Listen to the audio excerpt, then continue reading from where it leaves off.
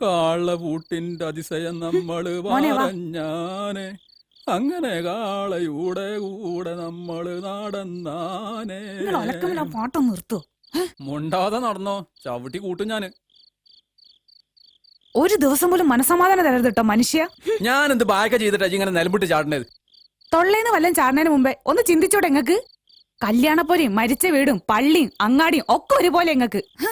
നിങ്ങളെ നാവിൽ ലൈസൻസ് കിട്ടാൻ ഞാൻ എന്താണ് ചെയ്യേണ്ടത്? എന്റെ റബ്ബേ, ഈ ഒന്നും ചെയ്യണ്ടടി. ചെയ്യേണ്ടി മുഴുവൻ ഞാനാ. കാണിച്ചു തരാം ഞാൻ എന്താ ചെയ്യേണ്ടത്. ചെയ്യേണ്ടി മുഴുവൻ ഞാനാ. വളരെ കൊട്ട ഓടവിടെ ഇറങ്ങിട്ട് അന്റെ ബാപ്പ കുഞ്ഞിരായിനെ വരെ വരച്ച വരെ നിർത്തിയില്ല ഞാന്. 3 നേരം മുരട്ടി മുടുങ്ങിയിട്ട് ഉള്ള ബറ്റുകുത്തല അത് ഞാൻ തീർത്തരടി. തൃശ്ശൂരാമ്പട്ടിന്ന് ലോഡ് കാണിച്ചു പോത്തനെ കൊണ്ടുവന്ന് മെരിക്കണേ എനിക്ക്. അന്നെ മെരിക്കാനാണ് ഈ പണി.